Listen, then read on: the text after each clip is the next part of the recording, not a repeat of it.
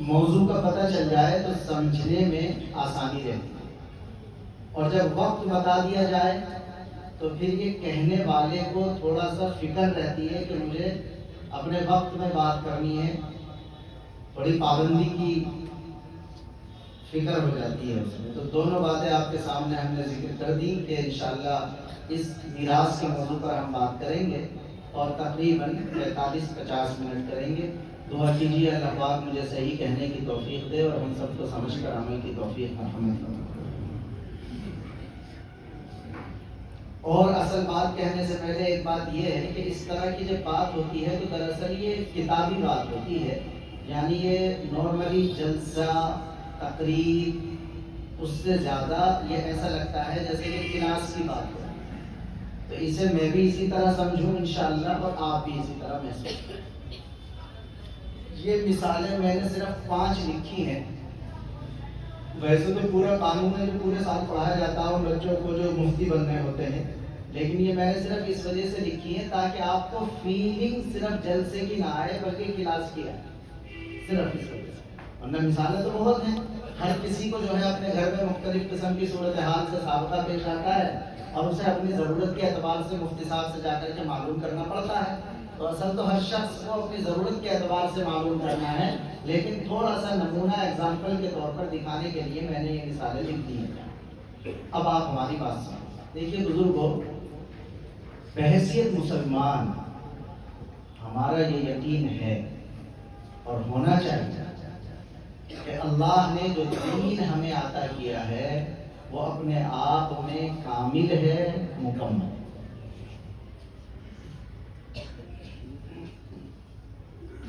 میں رک گیا تاکہ آپ اور پوری طرح متوجہ ہو جائیں۔ اگر یہ کامل اور مکمل نہ ہوتا تو ہم پر اس بات پر ایمان لانا فرض ہی نہ ہوتا کہ ہم یہ مانیں کہ ہمارے نبی کے بعد کوئی نبی نہیں آئے گا اور ہماری کتاب قرآن کے بعد کوئی اور کتاب نہیں آئے گی۔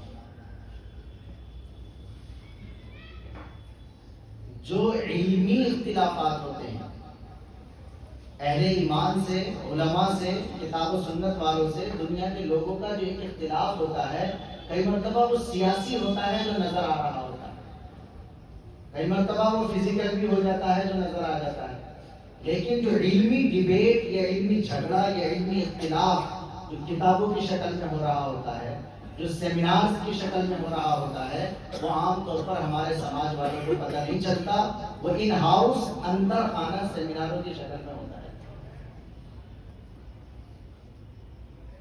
تو ایسا نہیں ہے کہ علم کے دلائل کے اعتبار سے ہم پر اٹیک نہ ہوتا ہے۔ حساب جب انجیل کے بعد کتاب آ سکتی ہے تو قرآن کی بات کیوں نہیں آ سکتی؟ جب توریت کے بعد کوئی کتاب آ سکتی ہے تو قرآن کے بعد کیوں نہیں آ سکتی؟ جب موسیٰ اور عیسیٰ علیہ السلام کے بعد نبی آ سکتے ہیں تو پھر محمد صلی اللہ علیہ وسلم کے بعد کوئی اور نبی کیوں نہیں آ سکتا؟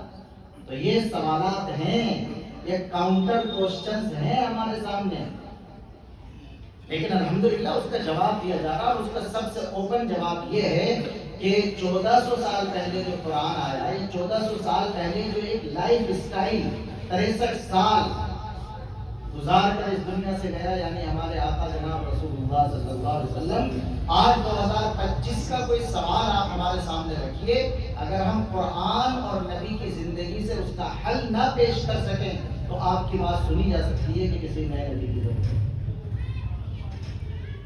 لیکن آپ ایمانداری سے آئیے اور ڈیبیٹ کیجیے اوپن۔ ہم اس جگہ الحمدللہ دلیل کی بنیاد پر کھڑے ہیں کہ آج بھی اسی طرح اللہ کی کتاب اور اللہ کے نبی کی زندگی، ماڈرن سے ماڈرن قسم کا سوال اگر ہمارے سامنے ہے تو الحمدللہ اس کے جواب دینے کی پوری طاقت ہے، ورنہ ہم اب تک فیل ہو گئے۔ بڑی محنت کرنے کے بعد سنشودھن بل لائے جاتے ہیں۔ میں بات وہی کہنا چاہ رہا ہوں کہ یہ اتنا کامل اور مکمل قانون ہے، نہ اس کی سلائی ادھرے گی کہ دوبارہ سینے کی ضرورت پیش آئے۔ یہ 5 سال کے بچے کا کرتا نہیں ہے کہ 10 سال کی عمر میں اسے دوسرا سینا پڑے۔ نہ یہ چھوٹا ہوگا قانون انسان کی ضرورتوں کے اعتبار سے، نہ یہ پرانا ہوگا، نہ یہ بوسیدہ ہوگا، نہ یہ ادھڑے گا، نہ یہ پھٹے گا۔ نہ کسی اور نئے کی ضرورت ہے، نہ اس میں کوئی نئی قوم بھر کے سلائی کرنے کی ضرورت ہے۔ میرے خیال میں اپنی بات کہہ پایا۔ نمبر 1 بحیثیت مسلمان ہمارا یہ یقین ہونا چاہیے اور ہے کہ جو دین، جو قانون اللہ نے ہمیں عطا کیا ہے، یہ اپنے آپ میں کامل اور مکمل ہے۔ یہ ہر جگہ ہماری انگلی پکڑ کر رہنمائی کرنے کے لیے تیار ہے۔ نمبر 2 بات ہماری، مگر افسوس یہ ہے کہ ہمارا رویہ دنیا کے دوسرے لوگوں کی دیکھا دیکھی ایسا ہو گیا کہ جب ہم عبادت کرنا چاہتے ہیں تو قانون کو 100% فالو کرنے کی کوشش کرتے ہیں۔ دیکھیے عبادت میں ہمیں کسی سے کوئی شکایت نہیں۔ ہمارا جو نوجوان نماز پڑھنا چاہتا ہے، آتا ہے، تو 100% اس کی کوشش ہوتی ہے کہ پورے قانون کے مطابق پڑھے۔ دھوکے سے اس سے غلطی ہو جائے گی، لیکن وہ جان بوجھ کر قانون کے خلاف نہیں کرنا چاہتا۔ 2 رکعت اگر نہیں بیٹھا نا 4 رکعت والی نماز میں، اور اسے پتہ بھی تھا، اس نے سجدے سہو کر لیا جو 2 سجدے ایکسٹرا کیے جاتے ہیں، لیکن پھر بھی ہمارا تجربہ ہے کہ حجرے میں آ کر پوچھتا ہے کہ مفتی صاحب مجھ سے ایسی غلطی ہو گئی تھی، بتا دو میری نماز ہو گئی کہ نہیں ہوئی۔ تو میرا تجربہ تو یہی ہے، میرا انداز بھی یہی ہے، میں اس سے کہتا ہوں ہم نے تو تجھے دیکھا نہیں تھا، کیوں کچھ رام سے چھپا لیتا اپنی غلطی؟ نہیں، اسے محلے والے نے بھی نہیں دیکھا، امام نے بھی نہیں دیکھا، لیکن پھر بھی پوچھتا۔ اسے بتا دیا جاتا ہے کہ سجدے سہو کر لیا تھا تو نماز ہو گئی، تب بھی کہتا کہ ابھی بتا دینا ورنہ میں دوبارہ پڑھ لوں گا۔ کیوں؟ اس کا یہ یقین ہے کہ میری نماز اسی وقت میں اصل میں کامیاب ہوگی جب اللہ کے نبی کے اور اللہ کے قرآن کے بتائے ہوئے طریقے کے مطابق۔ حج کی درخواست منظور ہو جائے تو چاہے ابھی 4 مہینے ہو جانے کے، پہلے ہی پوچھنے لگے آدمی کے طواف میں کون سی دعا پڑھی جانی ہے، مزدلفہ میں کیا ہوگا، مینا میں کیا ہوگا۔ قربانی کرنی ہو تو جب نخاسے میں جاتا ہے جانور خریدنے کے لیے تو وہیں سے فون کرے مفتی صاحب کو کہ کان اتنا کٹا ہوا، دم اتنی کٹی ہوئی ہے، سینگ ایسا ٹوٹا ہوا ہے، اس کی قربانی ہوگی کیسے؟ میرے خیال میں کہہ چکا اپنی دوسری بات کہ جب عبادت میں آتا ہے بندہ تو 100% قانون پر عمل کرنا چاہتا ہے۔ اگر یہی ہمارا رویہ ہے تو یہ اپنے دین کے ساتھ پوری وفاداری نہیں ہے، اس لیے کہ اس دین نے جو ہمیں گارنٹی دی ہے وہ یہ دی ہے کہ یہ صرف نماز، روزہ، زکوٰۃ، حج نہیں بتاتا، یہ آپ کی مارکیٹ، آپ کا کاروبار، آپ کی بینکنگ، آپ کی اسکیمیں، آپ کی کھیتی باڑی، آپ کی خوشی، آپ کی غمی، آپ کا مرنا، آپ کا جینا، 100% سب کچھ بتاتا ہے۔ لیکن ہم نے دوسروں کی دیکھا دیکھی، جیسے ہمارا عیسائی بھائی جب چرچ میں جاتا ہے تو پکا مذہبی بن جاتا ہے، جب مارکیٹ میں آتا ہے تو مذہب کی پرواہ نہیں کرتا ہے۔ لیکن ہمیں اس سے کوئی شکایت نہیں، ہو سکتا ہے وہ یہ سمجھتا ہو کہ اس کا جو مذہبی لٹریچر ہے شاید وہ اس کو گائیڈ نہ کر رہا ہو مارکیٹ میں، لیکن اللہ کا قرآن تو اسے مارکیٹ میں بھی اسی طرح گائیڈ کرتا ہے جیسے کہ مسجد میں کرتا ہے۔ میں ایک لفظ بول رہا ہوں، سوچ سمجھ کر غور کیجئے کہ یہ جو قانون ہمیں اللہ نے اس قرآن کی شکل میں دیا ہے، یہ اگر مسجد میں 100% رہنمائی کرتا ہے تو دکان پر بھی 100% ہی کرتا ہے، 1% بھی کم نہیں ہوتا۔ تو نمبر 1 یہ یقین کہ ہمیں جو قانون اللہ نے اپنے قرآن اور اپنے نبی کی سیرت کی شکل میں دیا ہے وہ کامل اور مکمل ہے۔ نمبر 2 ہمارا یہ رویہ اگر ہے تو ہمیں توبہ کرنی چاہیے اور ارادہ کرنا چاہیے کہ انشاءاللہ ہم اس قانون سے جیسے اپنی نماز، روزہ، زکوٰۃ، حج، قربانی میں فائدہ اٹھاتے ہیں، اور ہمارا یہ یقین ہے کہ اگر قانون کے مطابق ہوگی تب فائدہ ہے ورنہ تو فائدہ نہیں ہے، تو ایسے ہی ہمیں اپنی زندگی کے ایک ایک قدم کے بارے میں یہ یقین رکھنا چاہیے، برتنا چاہیے، دکھانا بھی چاہیے۔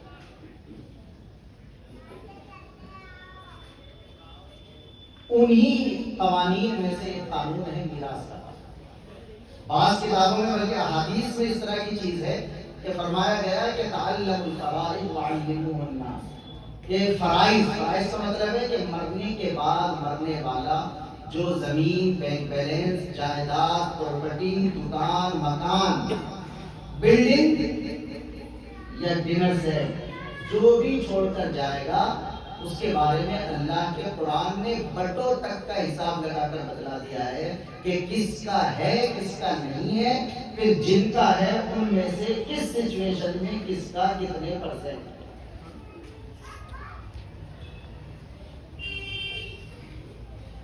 حیرتوں کی دیکھیے یہ ہم سب تراویح میں پڑھتے ہیں، تراویح میں سنتے ہیں، یہی قرآن ہے جسے تلاوت کے لیے پڑھتے ہیں۔ عجیب بات ہے، مجھے بات یاد آ گئی تو کیا کروں، ٹائم کو میں نے محدود کر دیا آپ کا، لیکن بات یاد آ رہی ہے کتنی فضیلت کی چیز ہے کہ ہمارے لیے ڈبل ہے، ڈبل۔ قرآن ہماری مذہبی کتاب بھی ہے، قرآن ہماری قانون کی کتاب۔ ساری دنیا کے لوگ وہ ہیں کہ ان کی قانون کی بک الگ ہے اور مذہب کی الگ۔ جب وہ اپنی قانون کی کتاب پڑھ رہے ہوتے ہیں تو وہ مذہب کی کتاب نہیں ہوتی، اور جب اپنے مذہب کی کتاب پڑھ رہے ہوتے ہیں تو وہ قانون کی کتاب نہیں ہوتی۔ لیکن مسلمان جب قرآن پڑھتا ہے تو اس کا یہ یقین ہونا چاہیے کہ وہی اس کے قانون کی بھی کتاب ہے، کہ اسے قانون کا بھی پتہ چل رہا ہوتا ہے، اور وہی اس کے مذہب کی بھی کتاب ہے کہ اسے پڑھنے پر ثواب بھی مل رہا ہے۔ تو یہ جو قانون ہے میراث کا، یہ اس بات کی علامت ہے کہ یہ قانون مکمل ہے۔ اگر کسی قانون میں یہ بات موجود نہیں ہے تو وہ قانون ناقص ہوگا، اور اسلام کا قانون چونکہ مکمل ہے، اس وجہ سے اس میں جیسے زندگی کے مسائل ہیں ویسے مرنے کے بعد میراث کے نام سے پورا ایک چیپٹر الگ ہے۔ اسی وجہ سے کہا جاتا ہے کہ زندگی کے مسائل 50% اور مرنے کے بعد کے یہ مسائل 50%۔ اس وجہ سے کہا گیا کہ یہ چیزیں سیکھو اور سکھاؤ، فَإِنَّهَا نِصْفُ الْعِلْمِ، اس لیے کہ یہ 50% علم ہے۔ بھئی زندگی اور موت دو ہی چیزیں ہیں تو 50-50 ہوگا۔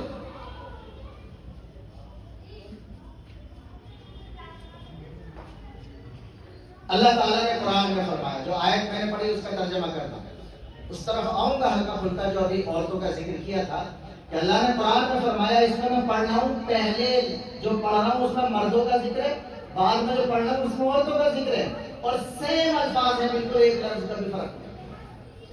لوگ ہم پر یہ تو اعتراض کر دیتے ہیں، ہمارا عمل برا ہے تو ہم اخیر میں بات کریں گے کہ ہم اپنی بہنوں کو اور بیٹیوں کو حصہ نہیں دے رہے، وہ ہم آپس میں ڈسکس کر لیں گے کہ ہم غلطی کر رہے ہیں، ہم صحیح طرف آئیں۔ لیکن اگر دنیا والے ہم پر یہ کہیں گے، یہ اعتراض کریں گے کہ صاحب تمہارے قانون میں میراث میں یہ لکھا ہے کہ لڑکے کو ڈبل ملے گا اور لڑکی کو اس کے مقابلے میں آدھا ملے گا، تو لوگ ہم پر یہ حملہ کرتے ہیں کہ تم عورتوں کی عزت کم کرتے ہو، انہیں آدھا انسان سمجھتے ہو، جو تم ان کا حصہ آدھا رکھواتے ہو۔ یہ الگ بات ہے کہ ہم غلطی کرنے نہیں دے رہے، لیکن ابھی ہم ان سے بات کر رہے ہیں جو ہمیں یہ سمجھانا چاہتے ہیں کہ وہ عورتوں کے حقوق کو زیادہ سمجھتے ہیں۔ اللہ نے فرمایا لِلرِّجَالِ نَصِيبٌ مِّمَّا تَرَكَ الْوَالِدَانِ وَالْأَقْرَبُونَ،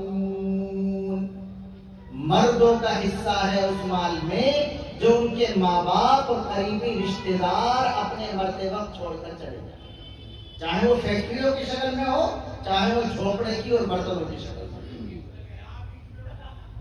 اور بیائی کی ہی یہی لفظ ہے، وَلِلنِّسَاءِ نَصِيبٌ مِّمَّا تَرَكَ الْوَالِدَانِ وَالْأَقْرَبُونَ، ایک لفظ کا بھی فرق نہیں۔ اور عورتوں کا بھی حصہ ہے اس مال میں جو ان کے ماں باپ اور ان کے قریبی رشتہ دار اپنے مرتے وقت چھوڑ کر کے چلے جائیں۔ اور آگے میرا اللہ کتنی وضاحت کرتا، مما قل منہ او کثر، یہ نہیں ہے کہ تھوڑا سے تو ہے 2-4 ہزار روپے چھوڑو، نہیں، اگر سوئی بھی چھوڑی گئی ہے تو اس میں بھی مرنے کے فوراً بعد اس سوئی کی ملکیت میں بھی جتنے وارث ہیں سب کا حصہ شامل ہو گیا۔ نصیبا مفروضا، یہ اللہ کی طرف سے مقرر کیا ہوا حصہ ہے۔ خبردار خبردار خبردار، اگر اس کی پاسداری نہیں کی جائے گی تو ایسے سمجھو جیسے کہ نماز نہیں پڑھی جا رہی، وہ حکم ہے تو یہ بھی حکم ہے۔ قرآن نے نماز کے بارے میں بھی اسی سے ملتا جلتا لفظ بولا ہے، ان الصلاة كانت على المؤمنين كتابا موقوتا، نماز مقررہ وقتوں میں فرض ہے۔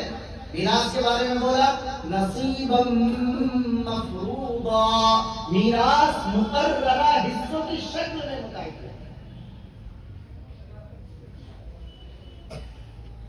تو جو لوگ یہ سمجھتے ہیں کہ ہم عورتوں کا آدھا دلواتے ہیں، پہلے ان سے ہے کہ ذرا آپ بھی اپنی اداؤں پہ ذرا غور کریں، ہم اگر عرض کریں گے تو شکایت ہوگی۔ جب قرآن آ رہا ہے اور وہ عورتوں کو حصہ دینے کی بات کر رہا ہے مکے کے اس ماحول میں، تو کیا ماحول تھا؟ عورت کو حصہ دینا تو دور کی بات، اسے تو نمبر 1 زندہ نہیں چھوڑا جاتا تھا. اور نمبر 2، جہاں تک میراث میں کچھ جائیداد پیسے میں حصہ ملنے کی بات ہے، یہ تاریخ میں سب لکھا ہوا ہے کہ اگر کسی کا انتقال ہوتا تھا، اس کے 4 بیٹے ہوتے تھے، 4 بیٹیاں ہوتی تھیں، اب وہ تو ہوتی نہیں تھی، وہ اتنی کچھ ہوتا نہیں تھا، تو وہ تو محروم ہی ہوتی تھی. جو بیٹیاں ہیں، جو بیٹے ہوتے تھے، ان میں بھی کتابوں میں لکھا ہے کہ جو بالغ بیٹے ہوتے تھے ان کو صرف باپ کی چھوڑی ہوئی زمین جائیداد اور مال میں حصہ ملتا تھا. جو نابالغ لڑکا ہوتا تھا اس کو بھی میراث میں حصہ نہیں ملا کرتا. مکے کے کلچر میں لڑ تھا، لڑائی تھی، تو وہ یہ کہا کرتے تھے کہ اولاد میں سے جو لڑنے کے قابل ہوگا اسی کو حق مال لے لے گا، اور جو لڑنے کے قابل نہیں ہوگا اسے مال میں کوئی حصہ نہیں ملے گا. تو اگر 2 بیٹے نابالغ ہوتے تو ان کو محروم کر دیا جاتا، اور بڑے 2 بھائی جو بالغ ہوتے، لڑنے کے قابل ہوتے، وہ پورے مال پر قبضہ کرتے. تو نمبر 1، جو لوگ یہ کہتے ہیں کہ اسلام آدھا حصہ دیتا ہے، تو ان سے جواب یہ ہے پہلے تو کہ آدھا بھی اگر دیتا ہے تو دے دے، تو شروع اسلام ہی نے کیا ہے. آج اگر تم سنشودھن بل لا کر باقاعدہ طور پر اس کو دینے کی بات کر رہے ہو، تو چاہے تم آج قانون بنا کر ڈبل کیوں نہ دے دو، لیکن آپ اس سے انکار نہیں کر سکتے کہ ساری دنیا کو عورتوں کے اس حق کی طرف اگر کسی نے متوجہ کیا ہے تو وہ اسلام نے کیا ہے، وہ اللہ کی کتاب قرآن نے کیا. ہم آدھا کیوں دیتے یہ ابھی بتائیں گے کیوں دیتے، اسے بھی بتا دیں گے کیا وجہ ہے آدھا دیے جانے کی. لیکن فی الحال تو یہ ہے کہ نمبر 1، اللہ نے قرآن میں اس بات کو طے کیا کہ انتقال کرنے کے بعد جو مال چھوڑے جائے گا اس میں حصہ ہوگا لڑکوں کا بھی اور لڑکیوں. تفصیل کی طرف چلتے ہیں. ہمارے یہاں کتابوں میں قانون کی لکھا ہے کہ جب کسی کا انتقال ہوگا اس کے بعد جو پیسے چھوڑ کر جائے گا بنیادی طور پر اس میں 4 حق متعلق ہو جائیں. یعنی سب سے پہلا ہے کہ اس کے کفن دفن پر خرچ کیا جائے. میں کسی اور کی مثال دوں، کوئی مثال دوں، میں دیتا ہوں، چلو میرا انتقال ہوتا مثال کے طور پر. اب سب سے پہلے دیکھا جائے گا کہ اس مال سے کیا چیزیں متعلق ہوتی ہیں. نمبر 1 پر لکھا ہے احادیث میں کہ سب سے پہلے اس کے کفن دفن کا انتظام اس کے اپنے مال سے کیا جائے گا. میراث کا چکر بعد میں ہے، بھی کبھی اولاد ایک دم ہی ہڑپ کرنے کے چکر میں لگ جائے. پہلے تو اس پر جو خرچ ہوگا، قبر میں جو ہوگا، کپڑوں میں جو ہوگا، خوشبو میں جو ہوگا، نہلانے دھلانے میں جو ہوگا، اس کے علاوہ اگر مہمان آ گئے تو وہ بھی اسی خرچ میں شامل کر لیجیے. آپ دیکھ رہے ہیں، آپ دیکھ رہے ہیں قرآن کے قانون کی باریکی. اولاد میں بھی نہیں ڈالا گیا ہو. اگر کوئی بیٹا اپنی مرضی سے خرچ کر دیتا ہے کفن دفن پر، بڑی اچھی بات ہے، صلی اللہ سبحان اللہ. لیکن قرآن کے قانون نے باقاعدہ سب سے پہلا حق مرنے والے کے اپنے مال میں اسی کے کفن دفن کر رکھا ہے. آج کے بعد میں لڑائی ہو، ایک بھائی زیادہ خرچ کر دے تو پھر آپس میں چاروں لڑتے رہے. قانون تو یہ کہتا ہے کہ آپ اس میں سے خرچ کریں نا جو چھوڑا ہے بجی. ہاں آپ سعادت مند ہیں، آپ کو اللہ نے نوازا ہے، آپ کے دل کا جذبہ ہے، آپ تو ہزاروں میں خرچ کرنا چاہتے ہیں اپنے والد کے اظہار ثواب کے لیے، تو اس موقع پر بھی آپ ان کے چھوڑے ہوئے میں سے نہیں لینا چاہ رہے تو مبارکباد ہے، اللہ تعالیٰ آپ کے جذبے کو قبول فرمائے. لیکن جہاں تک دیکھیے قانون الگ چیز ہوتی ہے. قانون کوئی کمی، کوئی اسپیس، کوئی بلیک، کوئی چیز نہیں چھوڑتا ہو کہ وہاں کچھ آپ اپنی طرف سے ایڈ کریں. قانون نے بتلا دیا کہ سب سے پہلے اس کے مال کو اسی کی تجہیز و تکفین، اسی کے کفن دفن میں لگایا جائے. نمبر 1. اس کے بعد کیا ہوگا؟ جو مال بچا کہتے ہیں ثم تقضی دیونہ، پھر یہ چیک کیا جائے گا کہ مرنے والے پر کسی کا قرض تو نہیں. بیٹے ابھی ہلکا ہاتھ رکھیں، ابھی پہلے چیک کریں، ڈائریاں دیکھ لیں کسی کا قرض تو نہیں.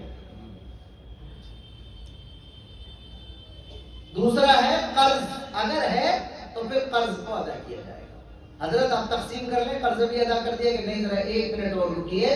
ثم تنفذ وصایا، ذرا کاغذات چیک کر لو اپنی زندگی میں کسی کو اس نے اپنے مال میں سے کچھ دینے کی وصیت تو نہیں کر رہی.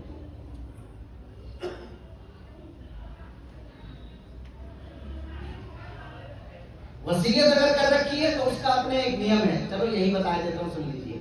وصیت کا آپ اگر کوئی شخص بھی، میں یا آپ کسی کو وصیت کرنا چاہتے ہیں، اپنے مال سے کچھ فائدہ پہنچانا چاہتے ہیں، کئی مرتبہ آدمی کا جی چاہتا ہے کسی دوست نے اس کا بڑا ساتھ دیا، کئی مرتبہ ایسا ہوتا ہے کہ اپنی سگی اولاد ٹائم نہیں دے رہی اور دوست بیچارہ اسپتالوں میں کئی مہینے بھاگا پھر رہا تھا، تو کئی مرتبہ اسپتال میں لیٹے لیٹے خیال آتا ہے میری اولاد نے تو بالکل کچھ ساتھ نہیں دیا، اس نے بیچارے نے دکان بند کر رکھی ہے، 20 دن سے میرے ساتھ ہے، میں اپنے مال میں سے کچھ اسے وصیت کر دوں۔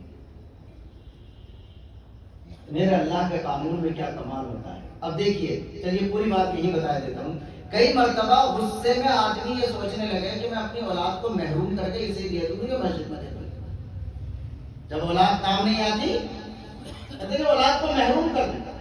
کئی مرتبہ دو میں سے ایک کام آ رہا ہے، ایک کام نہیں آ رہا، تو کہتے ہیں یہ بڑا نالائق بندہ ہے، اس کے بارے میں اخبار میں نکلوا رہا ہوں میں کہ صاحب اس کو میرے مال میں سے کچھ نہ دیا جائے۔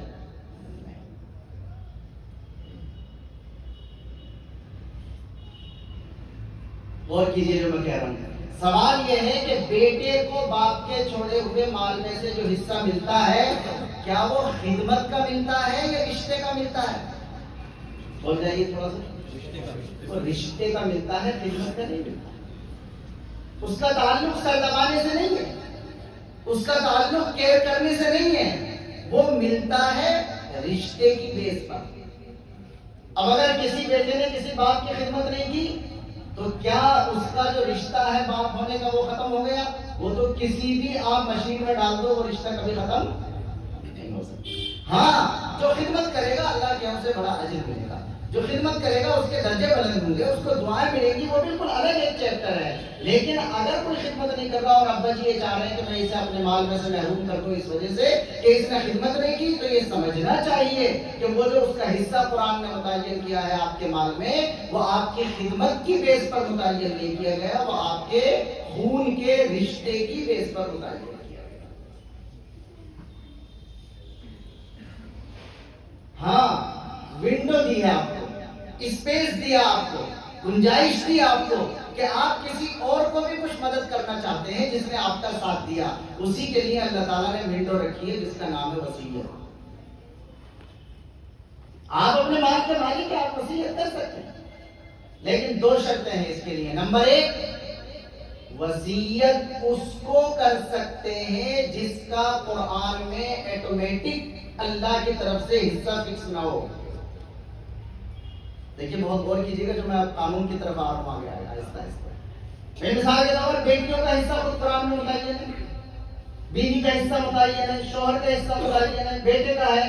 اب مثال کے طور پر بیٹیاں ہیں اور بیٹے بھی ہیں، اب وہ وہی چاہ رہا کہ جس نے خدمت کی ہے زیادہ، اسے کچھ زیادہ کی وصیت کر دوں، تو نہیں، بریک۔ جس کا حصہ اللہ نے خود متعین کر دیا کہ کتنے پرسنٹ اس کو ملنا ہے، جب اللہ اس کا خیر خواہ ہے تو تم اس کے خیر خواہ مت بنو۔ تمہیں اگر وصیت کرنی ہے تو کسی ایسے بندے کے لیے کرو جس کا حصہ تمہارے مال میں آٹومیٹک پہلے سے متعین نہ ہو۔ ایک شرط تو یہ، اس میں وہی آ گیا کہ جس نے الگ سے خدمت کی، دوست ہو سکتا، پڑوسی ہو سکتا، رشتہ دار ہو سکتا ہے، تو ایک شرط تو یہ ہے کہ اس کے لیے آپ وصیت کر سکتے ہیں جس کا حصہ قرآن میں اللہ تعالیٰ نے خود متعین کیا۔ اور نمبر دو، دوسری شرط یہ ہے کہ وصیت بھی صرف 1/3 1/3 میں کر سکتے ہیں، پورے مال میں یہ 50% میں وصیت۔ سمجھ رہے ہیں نا؟ تھوڑا مسکرائیے نا، اللہ کے قرآن کے قانون کی بات کر رہا ہوں، یہ قرآن میں ہے، یہ قرآن کی آیتوں میں ہے جو بتلا رہا ہے، جسے ہم پڑھتے ہیں، یہ قرآن میں ہے۔ مثال کے طور پر آپ کے پاس ہے 3 لاکھ روپے اور آپ چاہتے ہیں کہ میں کسی کو وصیت کرنا چاہتا ہوں، تو آپ کے لیے جو اجازت ہے وصیت کرنے کی، وہ زیادہ سے زیادہ 1/3 میں، یعنی 1 لاکھ کے اندر آپ وصیت کر سکتے ہیں، 1.5 2 3 لاکھ کی وصیت آپ نہیں کر سکتے۔ تو نمبر 1، سب سے پہلے چھوڑے ہوئے مال سے کفن دفن کا انتظام ہوگا قانون میں۔ آپ یہ نہ کریں کہ یہ فرض ہو گیا، کوئی بیٹا اپنی طرف سے کرنا چاہے کر سکتا ہے، لیکن قانون میں یہ ہے کہ کفن دفن کا انتظام ہوگا، نمبر 1۔ نمبر 2، کسی کا قرضہ ہے وہ ادا کروایا جائے گا۔ نمبر 3 کسی کے لیے وصیت کر دی ہے شرطوں کے ساتھ میں تو اس کی وصیت کو پورا کیا جائے گا۔ اب یہ تینوں کام کرنے کے بعد دیکھ لیجئے جو سرمایہ جو مال آپ کے پاس بچ رہا ہے، پھر میں دوبارہ دہراؤں گا، چاہے وہ بہت بڑی مالیت والا ہو یا کم سے کم مالیت والا ہو، اس میں حصہ آٹومیٹک متعین ہو گیا ان رشتوں کا جن کو اللہ تعالیٰ نے قرآن میں بتا دیا۔ اور ایسے 12 لوگ ہیں، 4 مرد ہیں اور 8 عورتیں ہیں جن کا حصہ باقاعدہ طور پر اللہ تعالیٰ نے قرآن کریم میں متعین کر دیا۔ واپس دہرا رہا ہوں، اپنی بات دہراتے ہوئے چلنے کی مجھے عادت ہے، کیونکہ یہ نارملی جلسے کی تقریر نہیں ہے بلکہ یہ کلاس کی بات۔ نمبر 1 یہ یقین رکھنا چاہیے کہ ہمارے قانون کامل اور مکمل، اور صرف عبادت نہیں سکھاتا بلکہ ہر جگہ ہماری رہنمائی کرتا۔ ہاں اگر ہم عبادت میں اس کی گائیڈنس لے رہے ہیں، مارکیٹ میں یا میراث میں نہیں لے رہے تو یہ ہمارا قصور ہے، ہمارے قانون کا کوئی قصور نہیں۔ پھر جب میراث کو اللہ تعالیٰ نے متعین کر دیا تو میں نے بتلا دیا 4 حق ہیں، جن میں سے چوتھا میراث بن گیا یہ مال۔ میراث اس مال کو کہا جاتا ہے جو مرنے والا مرتے ٹائم چھوڑ کر جاتا ہے، اور یہ چوتھے نمبر پر میراث بن گیا جو تقسیم کیا جائے گا۔ تو اب اصولی طور پر مردوں کا بھی حق وابستہ ہو گیا، یعنی لڑکوں کا، اور لڑکیوں کا حق بھی وابستہ ہو گیا۔ اور جو کہتے ہیں کہ لڑکیوں کا ہم نے آدھا کیوں رکھا، تو آگے ہم بتا دیں گے کیوں رکھا، لیکن ابھی ہم نے اتنا بتلایا کہ ہم نے کم از کم آدھا رکھا تو ہے۔ تم نے تو اسے مال دینا تو دور کی بات، بلکہ تم اسے زندگی جینے کا حق نہیں دے۔ قرآن کی اس آیت کی طرف میں نہیں جا رہا، علماء تو یہاں سب ہمارے ساتھی موجود ہیں۔ قرآن میں تو ایک بڑی عجیب چیز کا ذکر ہے ان لوگوں کے سماج کے اعتبار سے۔ قرآن کو یہ کہنا پڑا، یا ایھا الذین آمنوا لا یحل لکم ان ترثوا النساء کرہا۔ عربوں کے کلچر میں اگر کسی کے باپ کا انتقال ہوتا اور اس کی 3 بیویاں ہوتی، لیکن یہ اولاد ایک بیوی سے ہوتی، سننے نا مسئلے کی بات ذرا آہستہ سے، ایک بیوی سے اولاد تھی وہ 2 بیٹے، اور دوسری 2 بیویوں سے اولاد نہیں تھی تو وہ سوتیلی ہو گئی ان کی، تو کئی مرتبہ یہ بیٹے ان کو حصہ تو میراث میں کیا دیتے اپنے باپ کی دوسری بیوی کو، اس کو بھی باپ کا مال سمجھ کر اپنے آپ میں مال کے طور پر تقسیم کر دیا۔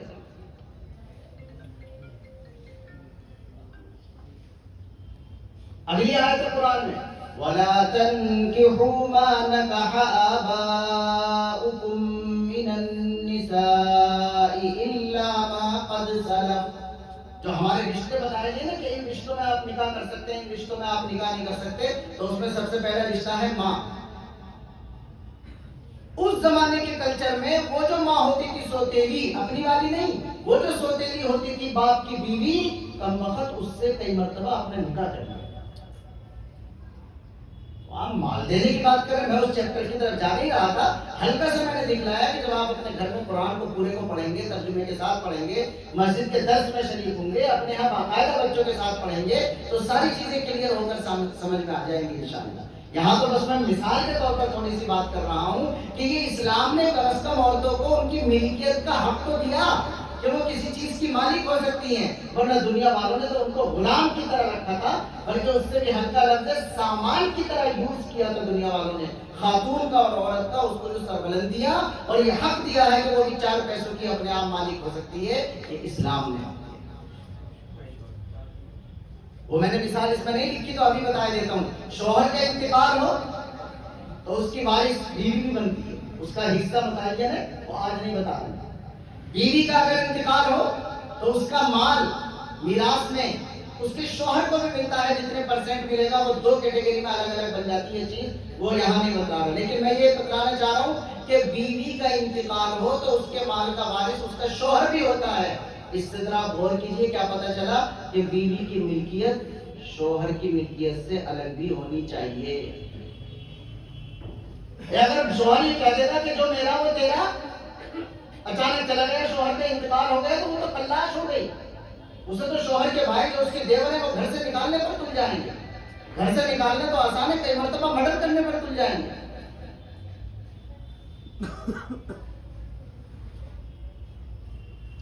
لہذا قانون کو اس طرح سے دیکھنے کی ضرورت ہوتی ہے کہ باقاعدہ قرآن کے قانون نے شوہر کی ملکیت الگ رکھوائی ہے اور بیوی کی ملکیت الگ۔ تو یہ ہے کہ عورت کو بھی اللہ تبارک و تعالیٰ نے نے باقاعدہ مقررہ حصہ دیا. تو اب یہ بات ہوگی کہ جن کے حصے متعین ہیں قرآن کریم میں ان کو آپ اپنی مرضی سے نہیں دے سکتے. ان کو اللہ نے دے دیا. آپ اپنی مرضی سے کسی کو دینا چاہیں تو وصیت کر سکتے ہیں. نمبر 1 وصیت اس کو نہیں ہوگی جس کا حصہ متعین ہے. نمبر 2 1/3 سے زیادہ میں وصیت نہیں ہوگی. 1/3 کے اندر آپ کی زیادہ وصیت ہو سکتی ہے.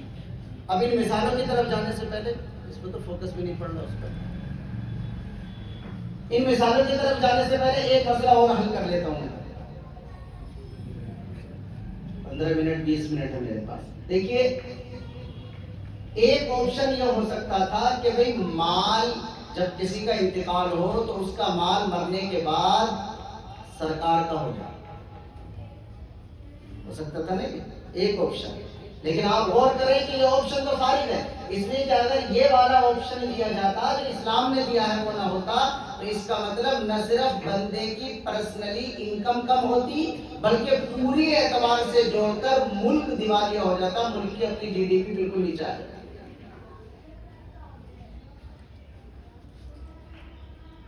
کس طرح کہ جب یہ پتا چل جاتا ہے کہ میرے مرنے کے بعد میرا جو بھی مال ہے وہ سارا کا سارا سرکار کے پاس چلا جائے گا تو پھر ایسی صورت کے اندر بندہ محنت نہیں کرے گا. ٹھیک شکریہ. بندہ محنت نہیں کرے گا. اس وجہ سے اگر کوئی یہ بتانا چاہتا ہے کہ یہ والا آپشن اسلام کو لینا چاہیے تھا کہ سرکار کے پاس چلا جائے تو یہ آپشن غیر معقول ہے. دوسرا آپشن یہ ہو سکتا تھا کہ قرآن نے کیوں متعین کر دیا جس کا مال ہے وہ اپنے طور پر خود دے دیا کرتا جتنا بھی دینا ہے. تو میں اس کے بارے میں ذکر کر چکا کہ شاید اگر اس کے اختیار میں دے دیا جاتا تو وہ انصاف نہ کر پاتا. یا تو اپنی سگی اولاد کو ناراضی اور غصے میں بالکل محروم کر دیتا یا اپنی اولاد میں بھی کئی مرتبہ کسی کو زیادہ دے دیتا اور کسی کو کم دے دیتا. اور کئی مرتبہ بلکہ میں سمجھتا ہوں 70 سے 80% تو اسے یہ فیصلہ کرنے کا موقع ہی نہ ملتا کہ وہ کسے کتنا دینا چاہتا ہے. اچانک ہی اس کا انتقال ہو جاتا اور معاملہ دھرے کا دھرا رہتا. اس وجہ سے جو آپشن اسلام نے اور قرآن نے طے کیا کہ اپنے طور پر متعین کر دیا گیا کہ کس کو کتنا ملنا چاہیے یہی اصل آپشن ہے جس کو اللہ کی کتاب قرآن کریم نے باقاعدہ اپنے یہاں سے. یہ جو میراث کے مسئلے ہیں قرآن میں یہ چوتھے پارے کے 1 رکوع میں پورے میں آئے ہیں. اس کے علاوہ 1-2 جگہ اور بھی آئے ہیں. جو بچے اس میں حافظ بیٹھے ہیں یا جو حفظ پڑھانے والے اساتذہ ہیں بلکہ مدرسے والے جو ہیں وہ سبھی اس بات کو جانتے ہیں کہ جب بچے حفظ کر رہے ہوتے ہیں نا تو ان کو سب سے مشکل پڑتا ہے وہ والا رکوع جس میں میراث کے مسئلے. بلکہ جب امتحان آتا تو آپس میں بات ہوتی ہے کہ یوسی کو ملا یاد کر لینا صحیح کرتے یوسی کو ملا. وہ آپ سب حضرات پوری طرح جو عربی نہیں جانتا وہ نہیں سمجھے گا اس کو. بس میں اتنا بتلا رہا ہوں کہ دیکھو جب معنی میں پیچیدگی ہوتی ہے تو اس معنی کو ادا کرنے والے لفظ میں بھی پیچیدگی ہو جاتی ہے. ایک ہوتا داخل ہونا کتنا پیارا لفظ ہے اور ایک ہوتا گھسنا کیسا عجیب سا لفظ ہے. تو لفظوں کا بھی اپنا درجہ حرارت ٹمپریچر ہوتا ہے. اب قرآن میں جب باقاعدہ میتھمیٹکس کا ایک پورا حساب لکھا گیا پٹوں تک کا حساب لکھا گیا تو میتھ تو ویسے مسلمانوں کی کمزوری ہے. اب اس میں سارا حساب یعنی آپ عجیب حیرت ہوگی آپ کو کہ قرآن نے یہ متعین نہیں کیا کہ فجر میں 2 رکعتیں ہیں مغرب میں 3 رکعتیں ہیں ظہر میں 4 رکعتیں ہیں. یہ جو رکعتوں کی تعیین کی گئی ہے یہ اللہ ہی کے حکم سے جناب رسول اللہ صلی اللہ علیہ وسلم نے کی ہے. لیکن کس کو میراث کے مال میں سے کتنا % حصہ ملے گا یہ اللہ نے اپنے نبی پر بھی نہیں چھوڑا بلکہ قرآن میں باقاعدہ بٹوں تک کا حساب لگا کر بتایا.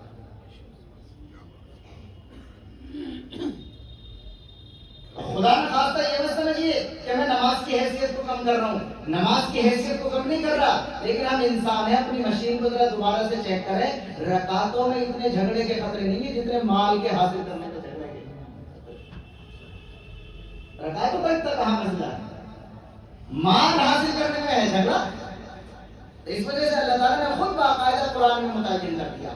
وہ جب رکوع شروع ہوتا ہے تو اس میں سب سے پہلے آتا ہے. اب یہ 5 مثالیں میں نے لکھی ہیں فار ایگزامپل, میں ان کے ذریعے سے آپ کو ذرا تھوڑا سا پریکٹیکل کر کے دکھا رہا ہوں، لیکن اس وضاحت کے ساتھ کہ یہ 5 نہیں ہے، قرآن کی جس آیت سے میں نے یہ مثالیں لکھی ہیں اس میں بھی 5 سے زیادہ مسئلے بنتے ہیں، لیکن وہ بھی نہیں بنائے میں نے، پورے رکوع میں تو اور پتہ نہیں کتنے مسئلے آتے ہیں، صرف ایک ہلکا سا نمونہ دکھایا ہے کہ اس طرح اللہ کی کتاب نے باقاعدہ ایک حکم کو باقاعدہ قرآن میں لکھ کر رکھا ہے۔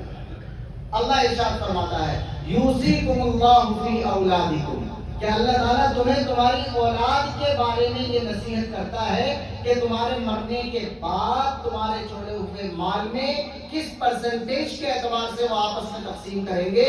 للذکر مثل حظ الانثیین، یہ ایک پلر ہے، یہ جو میراث کی پوری بلڈنگ ہے نا وہ اس پلر پر ٹکی ہوئی ہے، للذکر مثل حظ الانثیین، کہ جب ایک ہی برابر کے رشتے کے مرد و عورت ایک ساتھ جمع ہو جائیں گے تو ان میں مال کی تقسیم کا مطلب ہوگا بس یہ دیکھا جانا کہ جو مرد ہے اس کو ڈبل ملے گا اور جو عورت ہے اس کے مقابلے میں اسے سنگل ملے گا۔ سب سے پہلی مثال ہے یہاں پر آپ دیکھیے، یہ جو ہے نا یہ جو کرتے جو لائن سی کھینچ رکھی ہے اسے ہماری کتابوں میں کہتے ہیں یہ جنازہ میت لیٹی ہے۔ اب اس کے نیچے ہم نے یہ سپوز کیا کہ مرنے والے نے مرتے ہوئے اپنی ایک یہ بیٹی چھوڑی، ایک یہ، یعنی 2 بیٹی چھوڑی۔ اور کرتے رہیں گے نا، آرام آرام سے میں بتلا رہا ہوں، بات میں پوری کر چکا، بس مثال دے رہا ہوں۔ اور 2، ایک بیٹا ایک بیٹا، جو اردو جانتے ہیں وہ تو جانتے ہیں اور میرے خیال میں سبھی جانتے ہیں اپنا۔ تو گویا مرنے والے نے 2 بیٹی چھوڑی اور 2 بیٹے، یعنی ہو سکتا ہے اس کی بیوی کا اس سے پہلے انتقال ہو چکا ہو، اس کے ماں باپ کا بھی ہو چکا ہو، بہرحال ہم یہ مسئلہ فرض کر رہے ہیں کہ اس نے اپنے مرتے وقت میں 2 بیٹیاں اور 2 بیٹے۔ نیچے اس سے لکھا اسے اردو عین بنا دیا ہم نے، یہ عین کا مطلب میراث کی کتاب کے قانون میں ہوتا ہے کہ اس سچویشن میں اس کا الگ سے 1/3، 1/4، 2/5 یہ کچھ نہیں ہوگا، بس یہ دیکھا جائے گا کہ للذکر مثل حظ الانثیین، کہ جو لڑکا ہے اس کو ڈبل دے دیا جائے گا اور جو لڑکی ہے اس کے مقابلے میں اس کو سنگل دے دیا جائے گا۔ تو اب یہ گویا 2 بیٹی اور 2 بیٹے چھوڑے تو ان کا جو آپس میں رشتہ بنے گا وہ بنے گا بہن بھائی کا۔ اب مثال کے طور پر اگر آپ دیکھیں، ہم نے اوپر لکھا ہے یہاں 6، یعنی یہ مان لیجیے کہ وہ مرنے والا 6 روپے چھوڑ کر دے گا۔ یہ 6 کا مطلب یہ ہے 6 روپے، 600 روپے، 6 لاکھ روپے زمین جائیداد ہے تو اسے 6 جگہ تقسیم کیجئے، 500 بیگھے زمین ہے تو اس کے 6 حصے بنائیے، یعنی جو کچھ بھی وہ چھوڑ کر کے جائے گا تو اسے تقسیم کرنے کے لیے کتنے حصوں میں کنورٹ کرنا پڑے گا؟ 6 میں کرنا پڑے گا۔ اب جب 6 میں کریں گے اور وہ ترتیب آپ کو چلانی ہوگی کہ بیٹیوں کا سنگل ہو جائے اور بیٹے کا اس کے مقابلے میں ڈبل ہو جائے، تو 6 میں سے 1/6 بیٹی کا، 1 کا، دوسری بیٹی کا بھی 1/6، اور پھر یہ 2 ہو گئے اور 2 روپے لڑکوں کو دے دیا جائے گا۔ تو یہ اصول ہو گیا للذکر مثل حظ الانثیین، کہ لڑکے کو لڑکی کے مقابلے میں ڈبل ملے گا۔ اچھا جی کیوں ملے گا؟ اب اس کو حل کر لیتے ہیں۔ دیکھیے جتنا بھی شریعت نے لڑکی کو دلوایا ہے یہ اس کے لیے ہمیشہ plus and plus and plus, چونکہ لڑکی پر ایز اے لڑکی اسلام کے قانون نے خرچے کی ذمہ داری نہیں ڈالی۔ ساری ذمہ داری کس کے سر ہوتی ہے؟ مرد کے سر ہوتی ہے، عورت پر کوئی ذمہ داری نہیں ڈالی گئی، اسے تو جتنا بھی ملے گا سیونگ۔ آپ یہ دیکھیے وہ پیدا ہو گئی تو اپنے باپ پر اس کا خرچہ ہے، باپ خرچ کرے، اتفاق سے باپ نہ ہو تو بھائی اس پر خرچ کرے، بات صورتحال میں ماں بھی اس پر خرچ کرے گی، بڑی ہو جائے گی، شادی ہو جائے گی تو کس کے ذمہ چلا گیا؟ شوہر خرچ کرے گا، اور بڑی ہو جائے گی، شوہر کا بھی انتقال ہو جائے گا، بیٹا جوان ہو گیا تو بیٹا خرچ کرے گا۔ کسی بھی سچویشن میں 99.99 عورت پر کسی دوسرے کا خرچہ ہونا تو دور کی بات، خود اپنا بھی خرچہ نہیں ہے۔